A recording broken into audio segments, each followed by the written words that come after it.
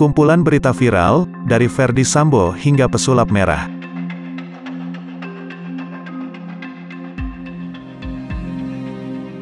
Pesulap merah, alias Marcel Radival masih menjadi perhatian banyak orang.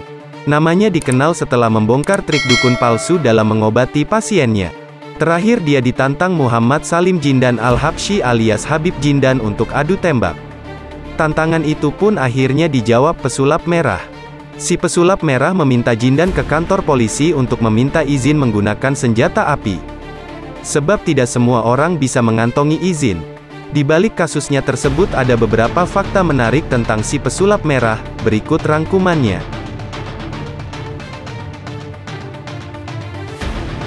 1. Tertarik sulap sejak SD. Marcel sudah tertarik terhadap permainan sulap sejak masih sekolah dasar. Dia mengaku tertarik dengan sulap saat menonton sulap di televisi. 2. Punya kakak seorang ustaz. Marcel Radival dari keluarga yang religius, bahkan sang kakak yang diketahui merupakan seorang ustadz. 3. Serba merah biar diingat banyak orang. Nama pesulap merah adalah nama panggung. Dia menggunakan ciri khas rambut wig warna merah dan mengenakan pakaian serba merah, mulai dari atas hingga bawah. Semua dilakukannya agar gampang diingat orang. 4. Berseteru dengan Gus Samsudin. Awalnya pesulap merah mengunggah konten video tentang pembongkaran trik-trik palsu perdukunan. Dalam video itu dia mempraktekkan beberapa trik-trik yang sering digunakan di perdukunan. 5. Ditantang Muhammad Salim Jindan adu tembak. Muhammad Salim Jindan menantang pesulap merah adu tembak. Dia menantang pesulap merah saat menjadi bintang tamu di kanal YouTube Denise Cariesta. Awalnya menantang pesulap merah adu tembak dengan senapan angin berjarak 2 meter. Tapi Jindan juga tidak keberatan kalau menggunakan senjata api. Asal ada syarat yang harus dipenuhi. Kasus penembakan Brigadir J di rumah mantan Ketua Divisi Profesi dan Keamanan, Kadif Propam, Ferdy Sambo masih terus bergulir. Terbaru, istri Irjen Ferdy Sambo, Putri Chandrawati ditetapkan sebagai tersangka dalam kasus pembunuhan terhadap Brigadir J tersebut. Seperti diketahui, sebelumnya ada 4 orang yang telah ditetapkan sebagai tersangka dalam kasus pembunuhan Brigadir J yang terjadi di rumah dinas Ferdy Sambo. Keempat tersangka tersebut yaitu Ferdy Sambo, Baradae, Brigadir RR alias Ricky Rizal dan KM alias Kuat. Dalam kasus tersebut, Ferdy Sambo diduga sebagai pihak yang memberi perintah kepada Baradae untuk menembak Brigadir J sementara Brigadir RR dan KM turut membantu dalam pembunuhan tersebut. Mantan Kadif Propam tersebut terbukti merekayasa kasus tersebut dengan menembakkan senjata HS milik Brigadir J ke dinding-dinding sekitar lokasi. Hal tersebut dilakukan agar memperkuat kesan telah terjadi tembak-menembak di rumah dinasnya tersebut. Terbaru, di Tipidum Bareskrim Polri, Brigjen Pol Andi Rian Jayadi menyebut bahwa Putri telah ditetapkan sebagai tersangka. Istri Ferdy Sambo tersebut dijerat pasal pembunuhan berencana. Putri juga terancam hukuman mati atau pidana penjara paling lama 20 tahun. Lantas seperti apakah fakta-fakta Putri Chandrawati yang ditetapkan sebagai tersangka tersebut? Simak informasi lengkapnya berikut ini. 1. Putri Chandrawati terbukti bersalah. Seperti telah disebutkan sebelumnya bahwa Polri telah menetapkan istri Irjen Pol Ferdy Sambo, Putri Chandrawati sebagai tersangka dalam kasus pembunuhan berencana terhadap Brigadir Nofriansyah Yosua Huta Barat atau Brigadir J. Penetapan tersebut dilakukan berdasarkan rangkaian penyelidikan dan 2 alat bukti yang ditemukan oleh tim khusus, tim sus bentukan Polri, yakni keterangan para saksi dan DVR CCTV di lokasi pembunuhan. 2. Waganet minta Polri perlihatkan Putri Chandrawati gunakan baju tahanan. Ditetapkannya Putri Chandrawati sebagai tersangka, warganet meminta agar para tersangka termasuk Putri Chandrawati dipamerkan dengan baju tahanan berwarna orange. Good job Pak, tapi masih berharap PC ditahan dan sama-sama lihat Pasutri ini pakai baju orange, komentar seorang warganet dengan nama akun @inurb*****.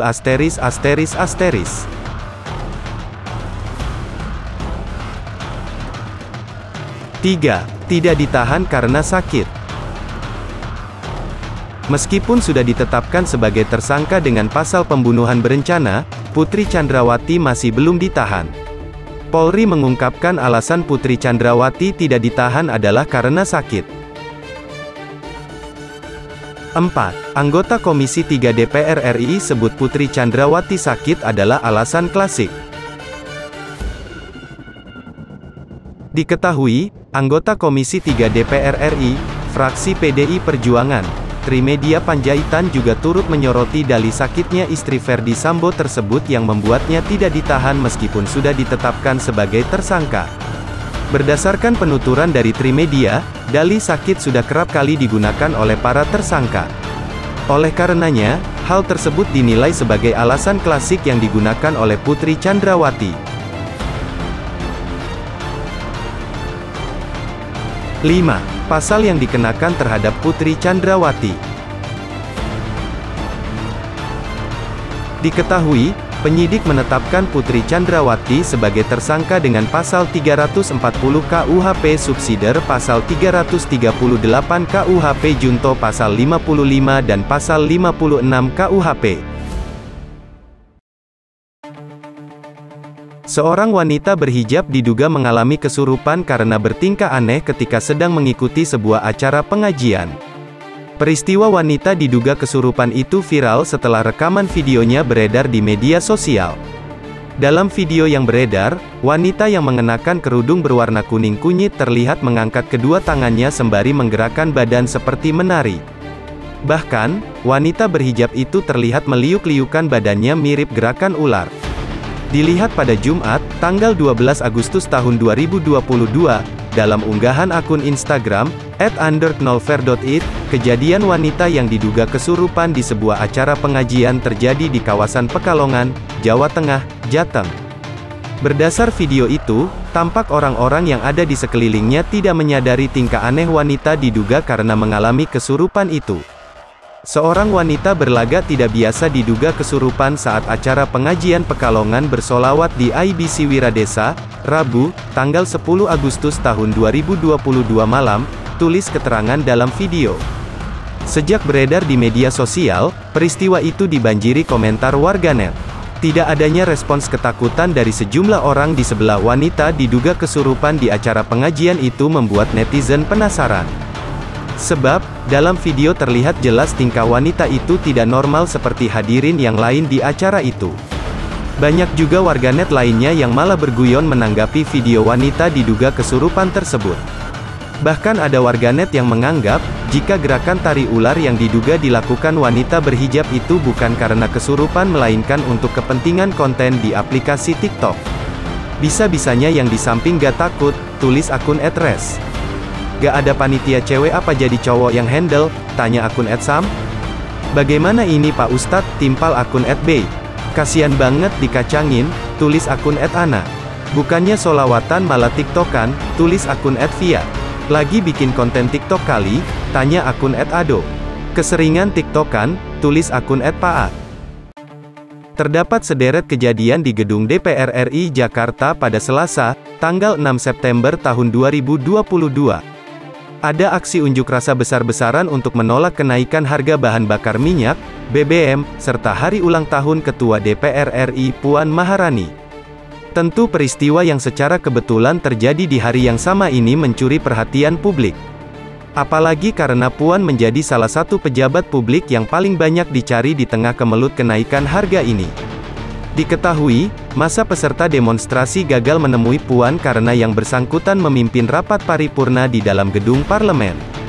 Padahal di saat yang bersamaan massa juga telah menggeruduk gedung tersebut. Siapa yang mengira jika Puan dan sejumlah anggota DPR malah sibuk merayakan ulang tahun di dalam gedung? Pasalnya tiba-tiba saja terputar lagu "Selamat Ulang Tahun" milik Jamrud di tengah pelaksanaan rapat paripurna. Hal ini seperti yang terlihat di potongan video unggahan akun Instagram @ndorobey.official.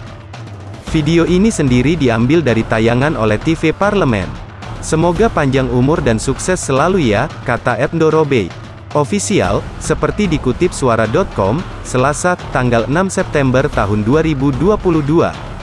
Terlihat di video sosok Puan yang duduk di kursi pimpinan anggota Dewan. Di saat bersamaan, tiba-tiba terdengar suara seseorang yang mengucapkan selamat ulang tahun melalui pengeras suara. "Kami peserta sidang dan undangan mengucapkan selamat ulang tahun untuk Ketua DPR, Ibu Dr. Honoris Causa Puan Maharani," ucap wanita di pengeras suara tersebut, yang sudah mulai diikuti dengan tepuk tangan dari para hadirin. "Semoga panjang umur, sehat dan sukses selalu, serta dalam lindungan Allah Subhanahu wa Ta'ala. Amin ya Robbal Alamin," sambungnya. "Mari kita nyanyikan bersama lagu selamat ulang tahun untuk Ketua DPR." Tampak Puan dan para hadirin berdiri sambil bertepuk tangan usai mendengar aba-aba tersebut. Suasana semakin semarak setelah terdengar lagu selamat ulang tahun milik Jamrud di penjuru ruangan tersebut. Reaksi Puan jelas menjadi sorotan utama publik. Tampak Putri Megawati Soekarnoputri itu tersipu malu karena mendapat kejutan berupa ucapan dan nyanyian selamat ulang tahun dari rekan-rekan kerjanya. Ia juga terlihat tersenyum kecil dan mengatupkan tangan di depan wajah, mengucapkan terima kasih atas ucapan dan doa yang diterimanya di hari pertambahan usianya tersebut. Sementara ekspresi para hadirin begitu beragam. Ada yang tersenyum lebar seperti Wakil Ketua DPR Muhaimin Iskandar dan Krisdayanti, meski ada pula yang hanya bertepuk tangan biasa seolah formalitas belaka. Warganet jelas langsung meramaikan postingan ini dengan beragam komentar, walau nyinyiranlah yang mendominasi. Namun tak sedikit pula yang mengecam karena menganggap para wakil rakyat tak berani menemui massa yang berunjuk rasa. "Astaga, oh penting banget emang," komentar warganet. "Ibu yang baik, penyang keluarga, setia, royal dan baik hati. Semoga sehat selalu buat ibu saya sendiri," seloroh warganet yang plot twist abis. "Di luar tuh yang demo. Gimana? Ayo pasang badan, temuin," katanya wakil rakyat. "Rakyat yang mana? Jangan baliho aja dipasang gede di pinggir jalan. Pas mau dipilih," kritik warganet. "Manusia gak tahu malu, kenapa gak pada mewek lagi," kecam yang lain dengan tidak kalah pedas. Serta beragam komentar lainnya dari netizen menyikapi demo kenaikan harga BBM dan mengomentari ulang tahun Puan Maharani.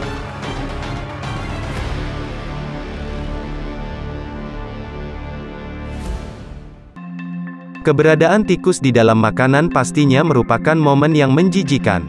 Namun, bagaimana jadinya kalau ada 2 ekor tikus yang malah berada di satu mangkuk sop yang rencananya ingin dimakan? Tikus adalah hewan pengerat yang menjijikan. Pasalnya hewan tersebut berada di tempat yang kotor, sehingga bisa membawa bakteri, kuman bahkan penyakit ketika disentuh atau berada di suatu makanan. Hal ini yang membuat banyak orang berusaha agar makanan tidak sampai terkena tikus, atau dimakan tikus.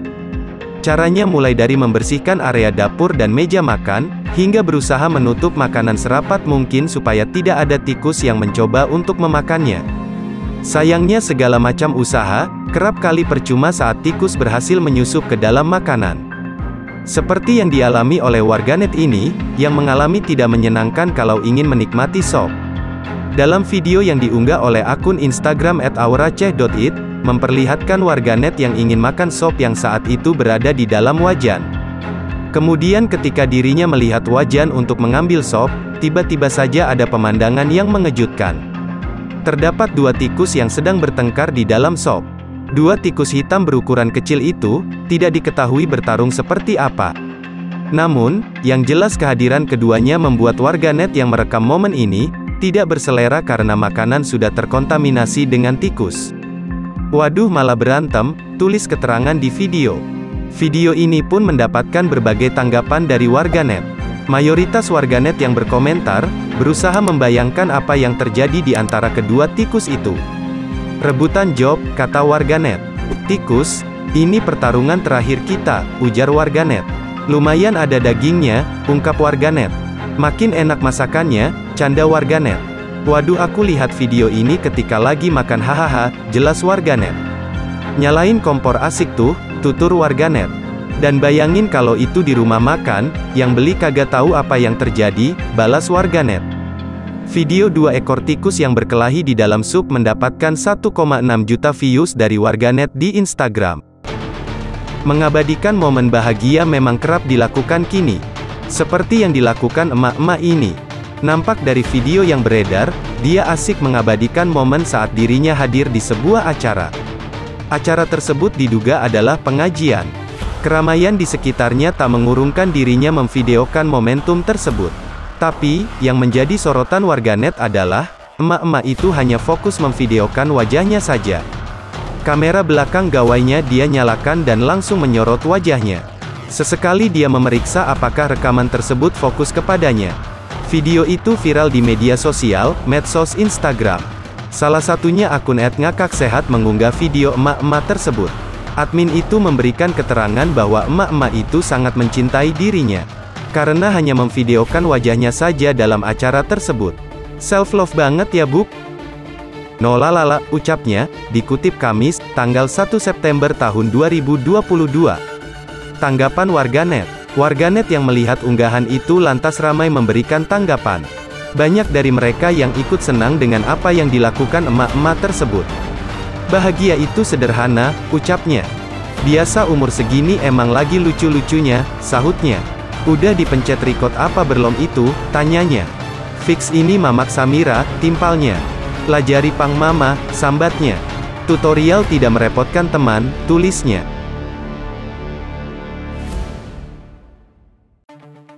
Menteri Badan Usaha Milik Negara, BUMN Erick Thohir meminta bantuan kepada para hacker lokal untuk berkolaborasi dengan pemerintah melindungi data masyarakat.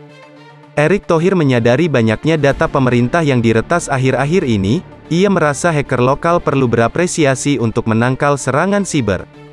Ia sangat menyayangkan maraknya peretasan data ini karena jadi banyak data pribadi masyarakat Indonesia yang bocor. Dengan begitu, pemerintah minta bantuan ke hacker lokal dan ahli digital untuk mencegah serangan yang datang dari hacker luar negeri. Para peretas pun yang merasa kurang diapresiasi, mulai juga bicara dengan pemerintah supaya jangan saling menjatuhkan, lebih baik kita membangun bangsa kita, ucap Erick Thohir di pernyataan resminya pada Senin, tanggal 12 September tahun 2022. Tidak ada salahnya sekarang pemerintah bersama ahli digital dan para peretas justru melindungi negara kita terhadap serangan peretas dari negara lain, sambung Erick menambahkan. Pengusaha sekaligus mantan pemilik saham Inter Milan itu menyebut bahwa para hacker merupakan suatu pekerjaan yang masuk ke dalam kategori tindak kriminal era modern. Kalau dulu kan yang namanya kriminalitas itu ada orang masuk ke rumah kita, mengambil barang, sekarang mengambil data, terangnya. Bahkan Erick Thohir mengakui pernah menjadi korban peretasan data pribadi, sehingga data-data seperti agama, nama orang tua sampai pendidikan bocor ke publik. Akan tetapi ia mengaku tidak marah karena informasi yang dibocorkan merupakan informasi umum dan masih normal dilihat masyarakat. Tapi harus saling menghargai, karena data-data itu banyak yang tidak layak untuk dipublikasikan, ini bukan yang data saya, pungkas Erick Thohir. Diketahui baru-baru ini, hacker Bioka dengan keahliannya berhasil membocorkan data pribadi Menko Polhukam Mahfud MD. Bioka bahkan juga mengucap kalimat sindiran yang ia layangkan untuk mantan Ketua Mahkamah Konstitusi, MK itu. Apa kabar, Pak? Anda yakin tidak ada data penting yang dibocorkan? Tulis Bioka lewat grup Telegramnya pada Selasa, tanggal 13 September tahun 2022 pukul 8.20 waktu Indonesia Barat. Menanggapi hal tersebut, Mahfud MD menyebut bahwa dirinya sama sekali tidak merasa khawatir. Justru Mahfud MD mengaku tidak terlalu ingin memikirkan soal data pribadinya yang telah dibocorkan oleh Bioka. Hal itu lantaran data pribadi miliknya sudah bukan suatu rahasia publik lagi, terlebih sudah banyak ia ungkap di internet dan buku-buku yang ia tulis.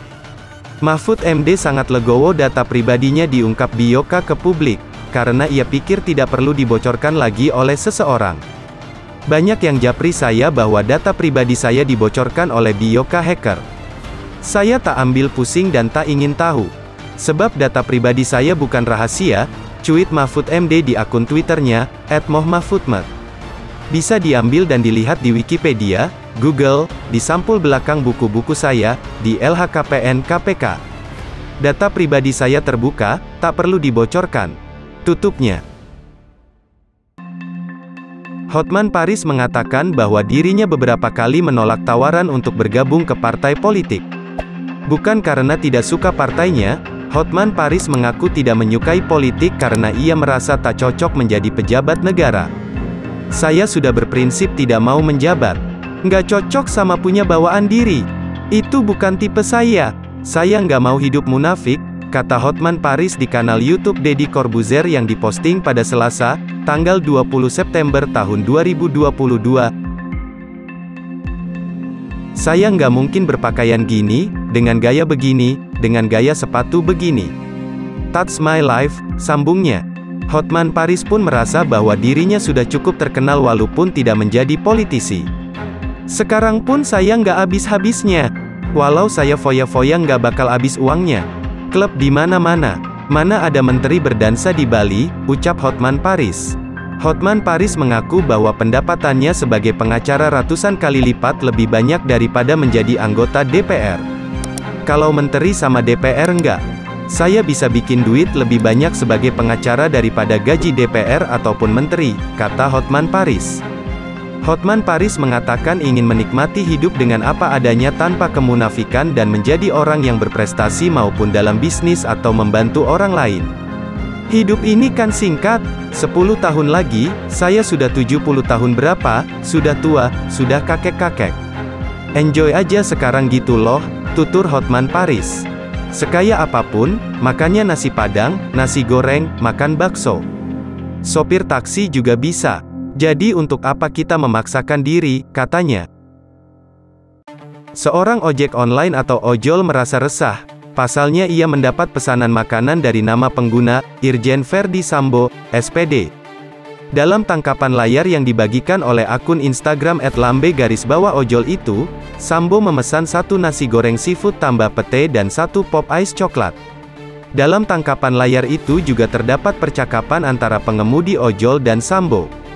Maaf mau menanyakan catatan pesanan. Kalau jenderal yang minta apa boleh buat? Daripada kena bunuh. Mati anak ayam, tulis pengemudi ojol dalam tanggapan layar itu dikutip pada Senin, tanggal 5 September tahun 2022. Wakak, kenapa om? Itu maksudnya kalau boleh porsi kasih lebih sedikit. Kalau tak boleh tak apa-apa, jawab Sambo. Pagi-pagi udah ketar-ketir pas ngelihat yang pesen siapa. Terpaksa harus nurut daripada kena bunuh, tulis keterangan pengemudi ojol. Sontak saja unggahan itu mendapat beragam tanggapan dari warganet, namun lucunya mereka justru gagal fokus pada title akademik Sambo. Gelar SPD, ucap akun Akeong **07. Positif thinking aja, mungkin sebelum jadi polisi beliau itu guru, ujar akun Akeong *****d. Ada saja SPD, sarjana penembak, orang dalam, kata akun Akeong *****n. Ngeri bintang 2 gelarnya, SPD, kata akun Akeong ***28. SPD sama dengan sarjana pembunuh dadakan, ungkap akun Akeong ****19. Hingga saat belum ada klarifikasi mengenai konten tersebut, namun diduga konten tersebut dibuat sekedar untuk hiburan. Hotman Paris Hutapea merupakan salah satu pengacara sukses yang memiliki kekayaan mencapai triliunan rupiah. Kekayaan sebanyak itu didapat dari hasil kerja keras Hotman Paris sebagai pengacara yang banyak mendampingi perusahaan-perusahaan besar. Bukti harta Hotman Paris melimpah bisa dilihat dari mobil pribadi yang sering ia pakai yaitu mobil Lamborghini senilai miliaran rupiah. Kekayaan Hotman Paris diprediksi mencapai 4,5 triliun rupiah seperti yang diungkapkan Raffi Ahmad di acara FYP bersama Irfan Hakim. 4,5 triliun rupiah banyak lobang, kata Raffi Ahmad berdecak kagum dalam video yang hadir di kanal YouTube Trans 7 dikutip dari suara.com. Pengacara kondang Hotman Paris Hutapea ternyata sempat ditawarkan menjadi kuasa hukum untuk tersangka pembunuhan Brigadir J, Verdi Sambo. Bahkan Hotman mengklaim istri Sambo, Putri Chandrawati, juga ingin diwakili oleh dirinya. Tetapi dirinya kemudian menolak tawaran tersebut dengan berbagai pertimbangan. Namun dia mengaku sudah pernah membaca berkas perkara terkait sehingga bisa mengungkap celah lolosnya Sambo dari hukuman mati. Hal ini Hotman sampaikan di podcast Deddy Corbuzier pada Selasa, tanggal 20 September tahun 2022. Menurutnya kasus ini sudah cukup benderang, setidaknya Sambo sudah pasti dijerat dengan pasal 338 tentang pembunuhan. Kalau Sambo sudah mengakui dia memerintahkan penembakan, berarti sudah kena pasal 338, pembunuhan biasa, jelas Hotman. Namun saat ini Sambo juga terancam dijerat dengan pasal 340 tentang pembunuhan berencana, yang menurut Hotman akan cukup sulit dibuktikan. Hotman lalu mengacu kepada berita acara pemeriksaan BAP yang pernah ia baca. Ada arah seolah-olah ini bukan berencana, ini spontan, katanya. Karena begitu Ibu Pisi pulang dari Magelang, bercerita apa yang dialami di Magelang, menurut informasi dari tim dan hasil kesaksian dari para ajudan di BAP, bukan hoaks, bahwa Irjen Pol Sambo itu menangis, sambungnya. Hal ini memunculkan dugaan adanya emosi yang sangat kuat sehingga memicu Sambo melakukan penembakan. Apalagi seluruh peristiwa ini terjadi kurang dari 1 jam, sehingga seolah tidak ada waktu memadai untuk Sambo merencanakan kejahatannya. Jadi, Sambo masih tersulut emosi. Itu nanti pasti dipakai tim kuasa hukumnya, sebagai pembelaan bukan pembunuhan berencana. Jadi jaksa harus hati-hati, tutur Hotman. Ia tak menampik ada celah lain yang berpotensi melemahkan Sambo, misalnya pengakuan Bribka RR yang ditanya sanggup menembak Brigadir J atau tidak. Itu kan, bisa dianggap perencanaan, ujarnya. Tapi itu semua kan masih dalam keadaan emosi, pembunuhan spontan itu kan dalam keadaan emosi, dan itu kurun waktunya masih singkat. Itulah nanti pasti menjadi debat utama dalam perkaranya Sambo, lanjut Hotman. Pelatih Timnas Indonesia U20 Sintayong menilai anak asuhnya sudah memiliki mental bertanding lebih baik sehingga mampu membalikkan keadaan sekaligus menang atas Vietnam dengan skor 3-2. Kemenangan yang diraih artinya mental bertanding pemain sudah lebih baik, ujarnya usai pertandingan melawan Vietnam pada laga terakhir penyisihan grup F kualifikasi Piala Asia U20 di Stadion Gelora Bung Tomo Surabaya, Minggu malam. Pada pertandingan yang disaksikan lebih dari 22.000 pasang mata di stadion, Indonesia sempat unggul 1-0 lewat aksi Marcelino, kemudian diimbangi Vietnam 1-1 lewat gol bunuh diri pemain tuan rumah Ferrari, bahkan Vietnam berbalik unggul saat waktu normal berakhir sekitar 11 menit lagi melalui Dinh Xuan Tien. Lalu asa untuk menang kembali muncul saat Ferrari seolah menebus kesalahannya dengan gol penyama kedudukan pada menit ke-82. 3 menit berselang, Garuda Nusantara berbalik unggul melalui Rabani Tasnim. Menurut Sin, kemenangan tersebut membuat para pemain lebih percaya diri menghadapi laga-laga lain ke depannya. Terima kasih untuk perjuangan para pemain timnas yang sudah berjuang maksimal, tentu ditambah dukungan supporter, ucap pelatih berkebangsaan Korsel tersebut. Sementara itu, pelatih Vietnam Dinh Denam mengucapkan selamat kepada Indonesia yang sudah memenangkan sekaligus lolos ke putaran final Piala Asia U20. Selamat atas masuknya Indonesia ke putaran final. Permainan tadi penuh drama karena saling balas gol, katanya. Selain itu, penonton Indonesia diakuinya memiliki gairah terhadap sepak bola dan pertandingan lawan tuan rumah sangat bagus untuk ditonton. Kami berharap bisa menjadi best runner-up. Tapi masih ada beberapa grup yang belum main sehingga belum diketahui hasilnya, tutur dia.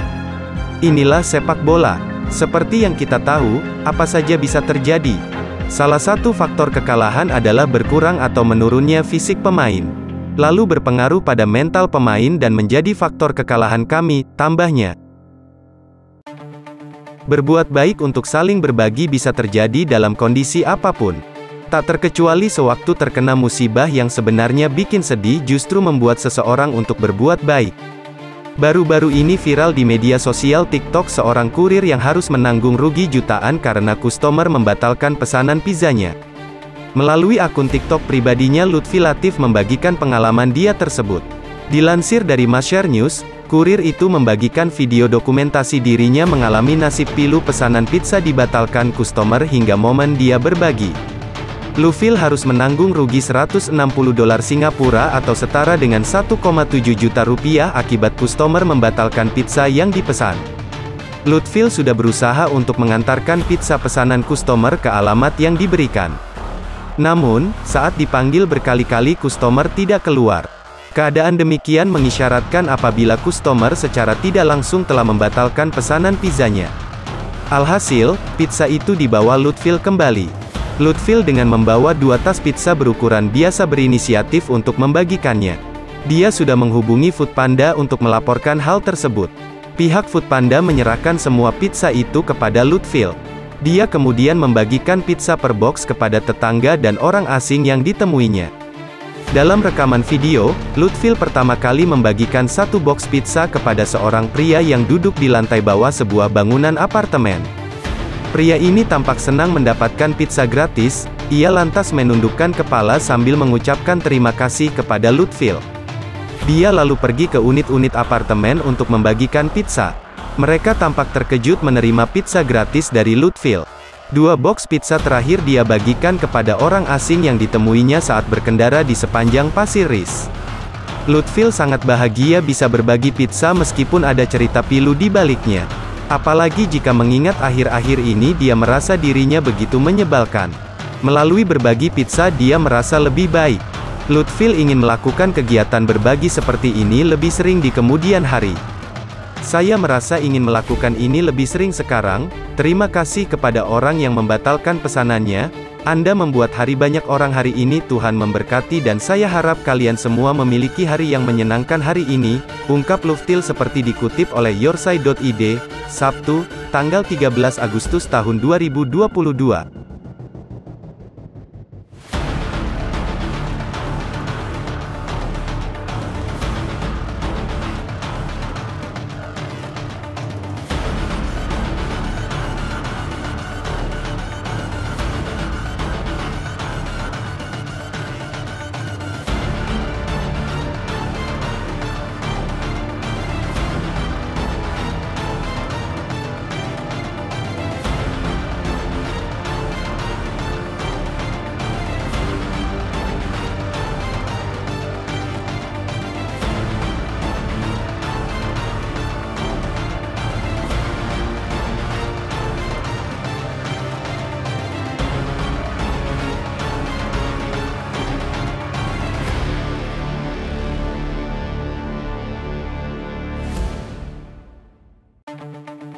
Bulan Agustus memang identik dengan gelaran perlombaan.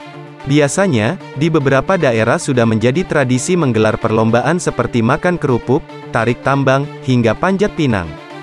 Namun hal itu berbeda dengan perlombaan yang digelar di Dusun Pekunden, Desa Kademangan, Kecamatan Mojoagung, Jombang, Jawa Timur ini. Diketahui, perlombaan ini digelar di pintu air atau dam Sungai Catak Banteng yang mengalir di kampung tersebut. Terbilang unik, lomba di daerah tersebut dibuat ala game show Ninja Warrior. Konsep lomba ini memang mengadopsi game show asal Jepang, Ninja Warrior yang dulu kerap tayang di televisi. Keseruan lomba tersebut terekam dalam video yang diambil warga. Video itu kemudian dibagikan oleh akun Instagram @infojember.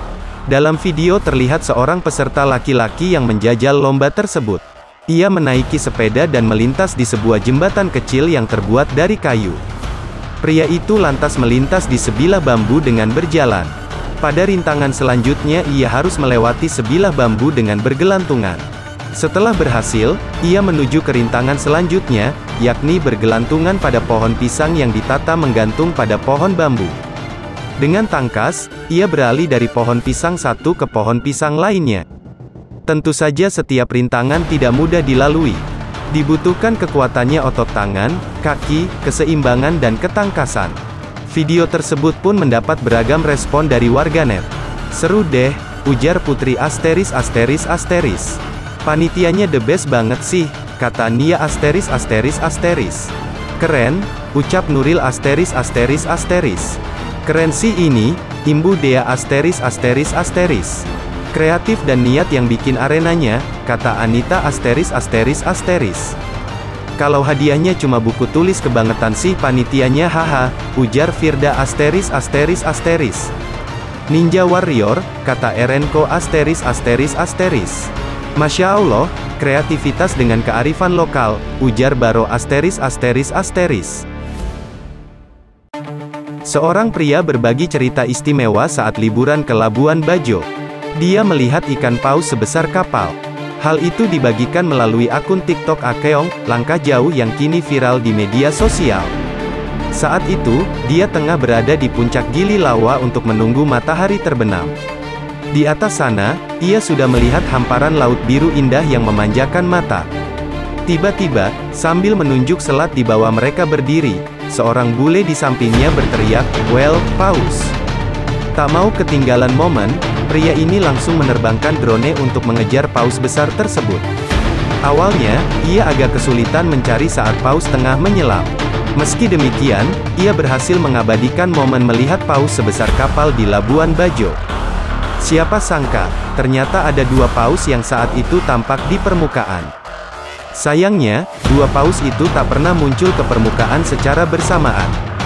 Kedua paus itu pun memiliki ukuran yang sangat besar hingga membuat pria ini luar biasa takjub.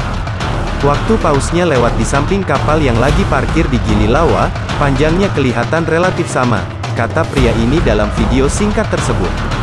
Momen menakjubkan ini pun menjadi kenangan luar biasa bagi pria ini saat liburan di Labuan Bajo. Video tersebut lantas menarik banyak perhatian warganet. Beragam komentar memenuhi unggahan ini. "Masya Allah, cantik banget," komentar seorang warganet. Warganet lain ikut berkomentar. "Seketika aku teringat drama Korea Si Woo Yang Woo," ujar warganet ini. "Indah sekali Indonesiaku. Terima kasih Kak sudah mengabadikan momen ini," tulis warganet lainnya di kolom komentar. Sementara itu, kurang dari 24 jam setelah diunggah, video ini sudah ditonton sebanyak lebih dari 9 juta kali di TikTok.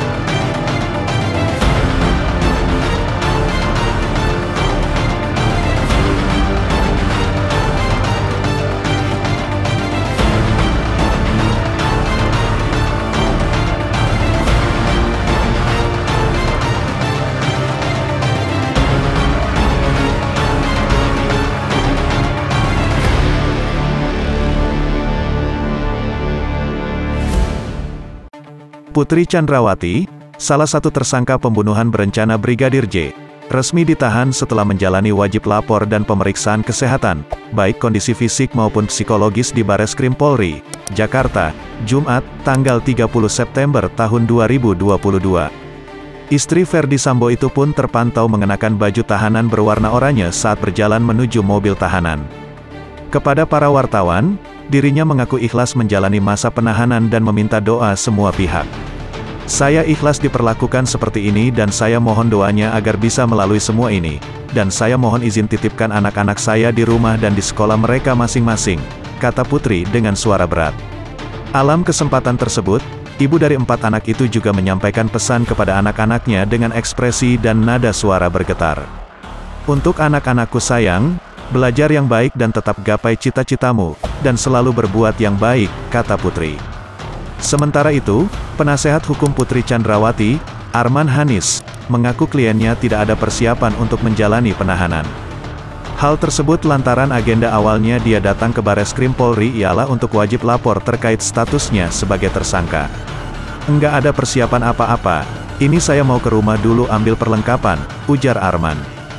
Putri didampingi tim pengacaranya keluar dari lobi belakang Bareskrim Polri sekitar pukul 17.22 waktu Indonesia Barat dan langsung masuk ke dalam mobil berpelat polisi. Sementara itu, dihubungi secara terpisah, Kepala Divisi Humas, Kadif Humas Polri Irjen Pol Dedi Prasetyo mengungkapkan Putri Chandrawati ditahan di rumah tahan Bareskrim Polri. "Di rutan Bareskrim, informasi dari penyidik seperti itu," kata Dedi. Berdasarkan informasi yang diterima, Putri ditahan di rutan Bareskrim Polri Cabang Mako Brimob, Depok, Jawa Barat. Polri memutuskan menolak banding mantan Kadif Propam Polri Irjen Pol Ferdi Sambo atas putusan pemberhentian tidak dengan hormat atau PDTH Komisi Kode Etik Polri, KKEP. Karena keputusan ini Ferdi Sambo resmi dipecat sebagai anggota kepolisian. Hal ini juga sekaligus memutuskan menguatkan putusan PTDH KKEP yang dijatuhkan sebelumnya. Informasi ini disampaikan langsung oleh Irwasum Polri Komjen Pol Agung Budi Marioto selaku Ketua Sidang Banding KKEP Ferdi Sambo. Memutuskan permohonan banding dari saudara Ferdi Sambo menolak pemohon banding. Kedua menguatkan putusan sidang KKEP, kata Agung dalam persidangan dikutip dari YouTube Polri TV, Senin, tanggal 19 September tahun 2022. Sidang banding ini digelar sejak pukul 10 waktu Indonesia Barat. Sidang dipimpin oleh Agung dan beranggotakan 4 Inspektur Jenderal alias Irjen. Polri memutuskan menolak banding mantan Kadif Propam Polri Irjen Pol Verdi Sambo atas putusan pemberhentian tidak dengan hormat atau PDTH Komisi Kode Etik Polri, KKEP. Karena keputusan ini Verdi Sambo resmi dipecat sebagai anggota kepolisian. Hal ini juga sekaligus memutuskan menguatkan putusan PTDH KKEP yang dijatuhkan sebelumnya. Informasi ini disampaikan langsung oleh Irwasum Polri Komjen Pol Agung Budi Marioto selaku Ketua Sidang Banding KKEP Verdi Sambo. Memutuskan permohonan banding dari saudara Verdi Sambo menolak pemohon banding.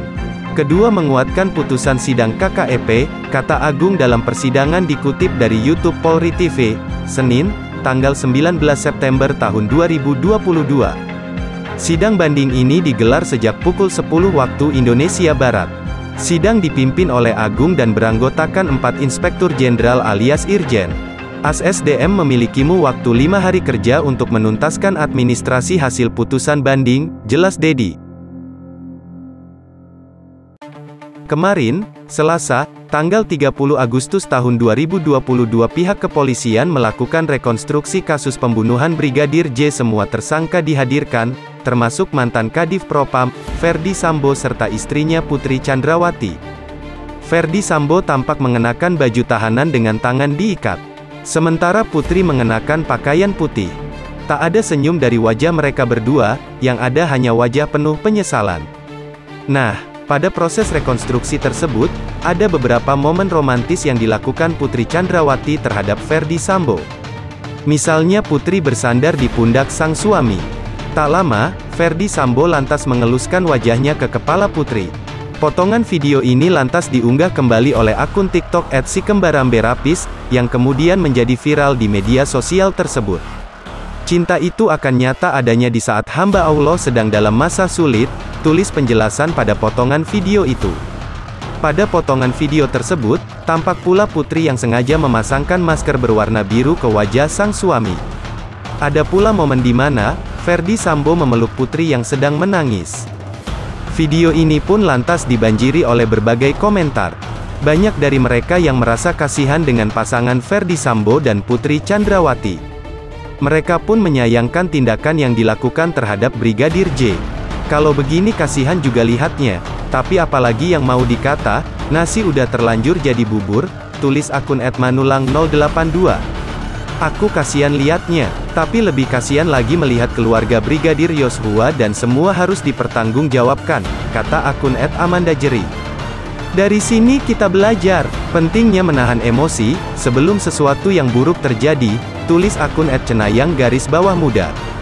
Kenapa tak bisa saya bendung air mata ya Allah? Semuanya karena kehendak Allah, ucap akun @orifa1810.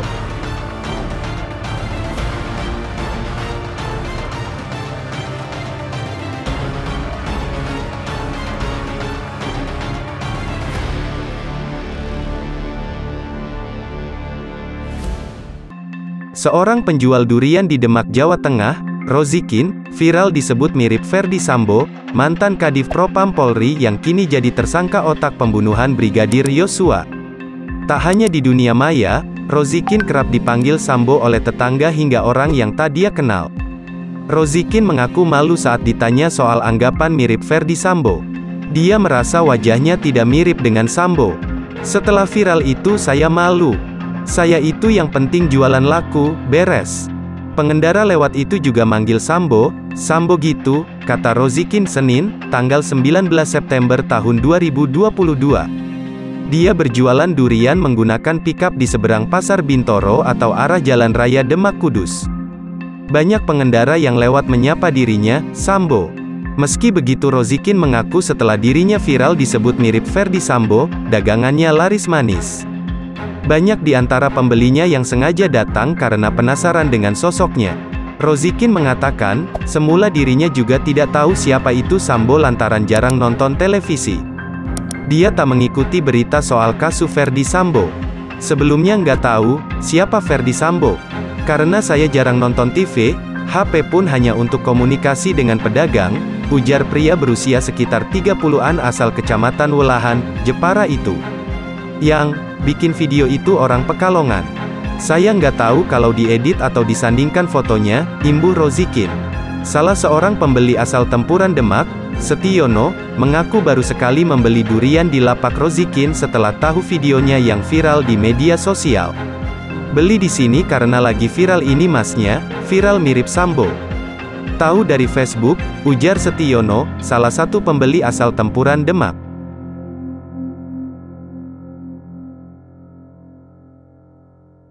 Baru-baru ini viral di media sosial yang menunjukkan kondisi jalan di kawasan Depok yang becek berlumpur, kotor dan licin dari galian tanah merah akibat proyek PLN. Kejadian itu hingga menarik perhatian dari orang yang terkenal yaitu Pasha Ungu yang kebetulan lewat di kawasan itu.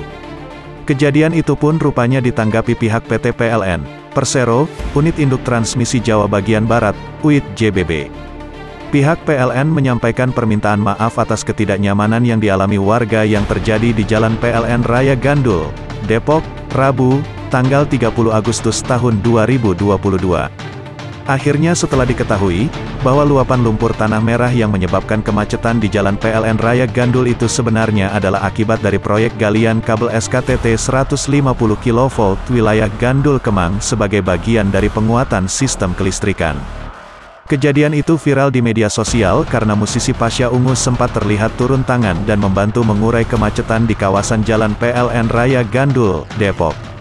Tidak hanya sampai di situ, Pasha Ungu juga terlibat cekcok mulut dengan pria yang diduga sebagai mandor proyek.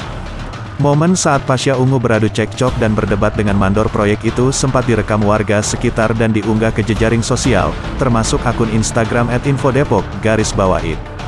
Saat di mana momen Pasha Ungu menyampaikan komplain terhadap proyek galian yang membuat jalan berlumpur tanah merah dan menyebabkan kemacetan di Jalan Raya Gandul pagi ini, bunyi keterangan dalam akun itu. Vokalis band Ungu yang juga mantan wali kota Palu tersebut juga terlihat sempat turun langsung mengatur arus lalu lintas di sekitar Jalan Cinere Gandul, Depok. Ini kasihan harus ada yang kasih tahu nih. Iya, maksud saya solusinya nggak gini juga nih. Sana macet sini macet, kata Pasha pada pria yang diduga mandor proyek tersebut. Keren Gandul yang markirin artis, ucap seorang wanita dalam video yang beredar tersebut. Menyikapi hal tersebut, General Manager PLN UIT JBB, Erwin Ansori akhirnya meminta maaf atas kejadian yang membuat tidak nyaman itu. Kami memohon maaf kepada masyarakat dan pengguna jalan yang berada di sekitar Jalan PLN Raya atas ketidaknyamanan yang diakibatkan oleh pekerjaan PLN. Katanya dikutip dari akun Instagram @depok24jam. Kami dari PLN akan segera melakukan pembersihan jalan dan area lain yang terdampak secepat mungkin, sambungnya.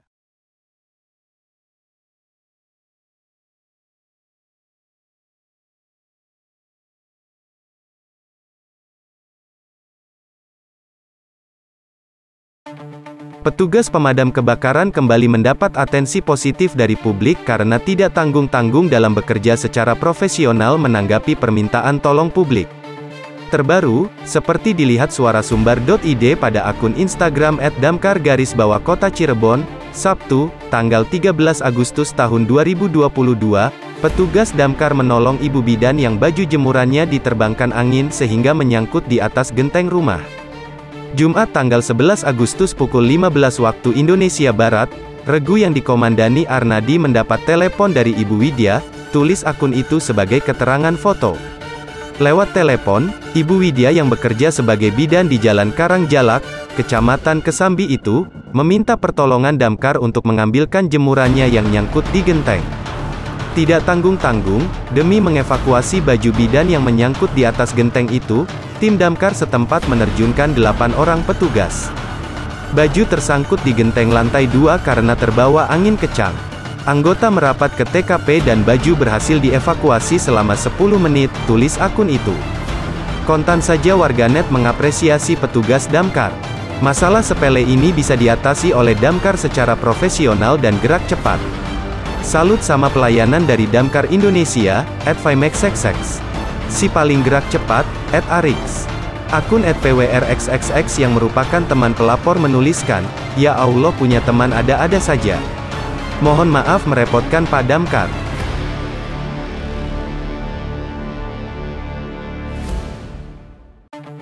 Apa jadinya bila rambut tidak pernah dipotong selama 17 tahun? Mungkin bentuk dan panjangnya akan seperti rambut wanita asal Jepang ini. Hitam, panjang, seperti Rapunzel. Bahkan, kini panjang rambut wanita tersebut sudah melebihi tinggi badannya. Dirangkum dari Mirror dicuplik dari Dewiku, Kamis, tanggal 11 Agustus tahun 2022, Rin Kambe, seorang model asal Tokyo ini sudah 17 tahun tidak pernah memotong rambutnya. Kini rambut panjangnya telah tumbuh hingga mencapai 7 kaki. Gegara punya rambut super panjang, setiap hari Rin harus menggulungnya ke atas. Pasalnya, setiap kali menggerai rambutnya, ia selalu kesulitan melakukan aktivitas sehari-hari. Wanita ini bahkan kerap tersandung rambut panjangnya sendiri. Soal perawatan rambut, Rin tentu sudah sangat terlatih.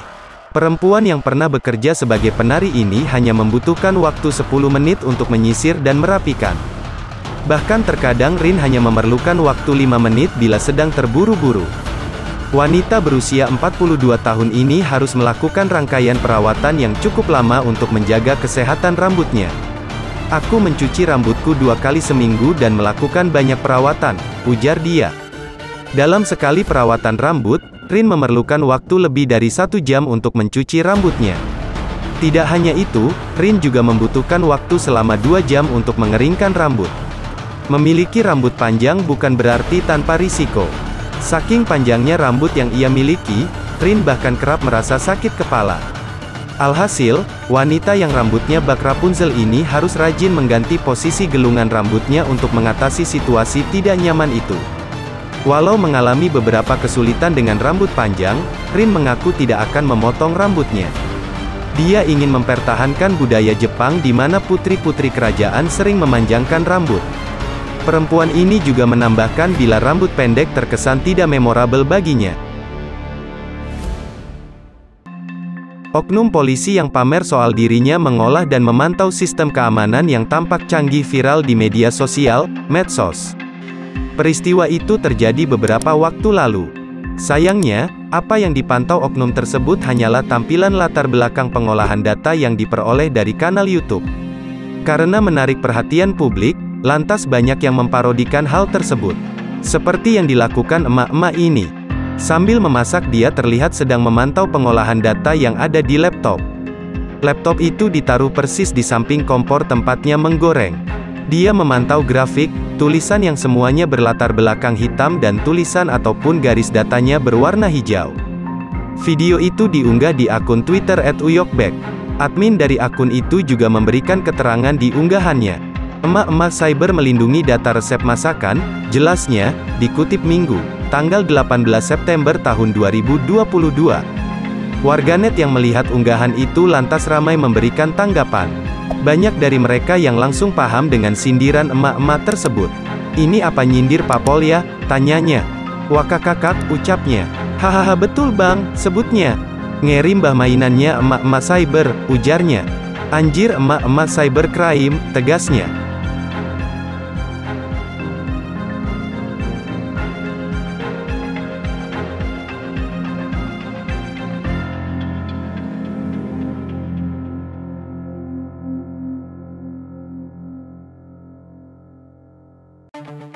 Sekolah memiliki berbagai peraturan yang harus dipatuhi oleh para siswa.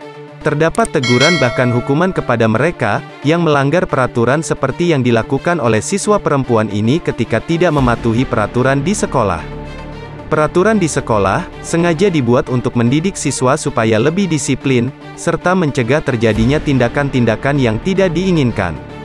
Lalu peraturan juga dibuat supaya siswa bisa lebih fokus belajar dan tidak melanggar norma di masyarakat.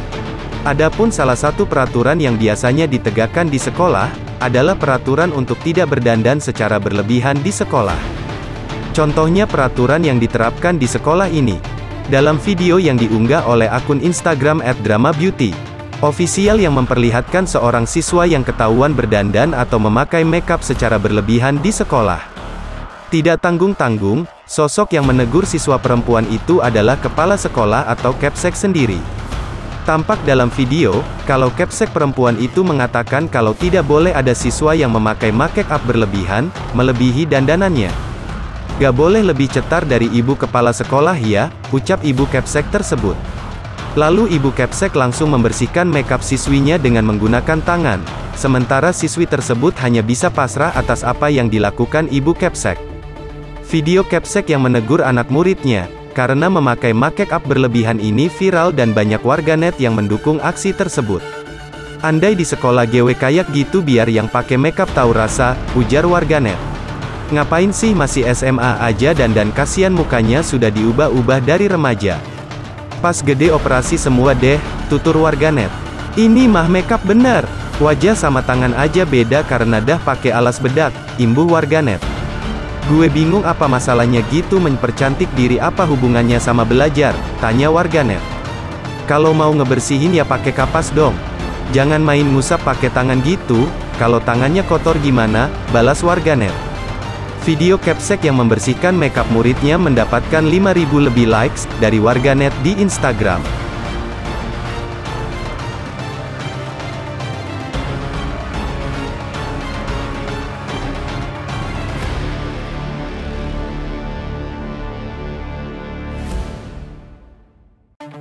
Polres Metro Jakarta Barat, Polres Jakbar akan memeriksa oknum anggotanya dari Polsek Kembangan yang melakukan perbuatan yang tak menyenangkan terhadap seorang jurnalis televisi. Jurnalis wanita itu disuruh ngomong sama pohon oleh oknum penyidik Polsek Kembangan saat meminta tanggapan terkait kasus kekerasan dalam rumah tangga, KDRT di Kembangan, Senin, tanggal 29 Agustus tahun 2022. Kasat Reskrim Polres Metro Jakarta Barat, AKBP Joko Dwi Harsono menyebut, pihaknya bakal memeriksa anggota tersebut. Ia menegaskan Polres Jakbar tak akan segan memberikan teguran bahkan sanksi atas kasus itu. Kita klarifikasi kepada yang bersangkutan bagaimana peristiwa sebenarnya, kalau ada kesalahan dari pihak personel nanti kita akan beri peringatan ataupun sanksi, katanya di Mapolres Metro Jakarta Barat, Rabu, tanggal 31 Agustus tahun 2022. Joko mengatakan, terkait kronologi kejadian pihaknya juga belum mendapat cerita yang pasti dari yang bersangkutan. Nanti kita akan klarifikasi dulu biar jelas peristiwa seperti apa, jelasnya. Sebelumnya diberitakan, viral seorang jurnalis televisi diminta bicara dengan pohon oleh penyidik Polsek Kembangan, Senin, tanggal 29 Agustus tahun 2022. Video itu viral di media sosial. Salah satu akun yang mengunggahnya yakni @sunankalijaga_SH. Dalam video terlihat, saat itu, jurnalis televisi itu ingin mengkonfirmasi tentang kasus dugaan KDRT. Namun saat mencoba mengonfirmasi hal itu, penyidik malah menyuruhnya berbicara dengan pohon. "Kamu tunggu dulu, bicara dengan pohon dulu sebentar," kata penyidik itu dalam video tersebut. Usai mendapat perlakuan seperti itu, jurnalis wanita itu mempertanyakan hal tersebut. "Lah kok begitu Pak?" ucapnya. Bukannya menjawab, penyidik pun langsung menuju masuk ke dalam ruangan Polsek Kembangan. Melihat aksi itu, Sunan Kalijaga yang menjadi kuasa hukum dalam kasus KDRT itu langsung memprotesnya seakan membela jurnalis tersebut. Sebelumnya, Sunan Kalijaga juga sempat melakukan protes terhadap Kanit Reskrim Polsek Kembangan, AKP Fredin Huta Barat lantaran tersangka KDRT berinisial D bukan ditahan malah mendapat pengawalan saat keluar dari Polsek Kembangan.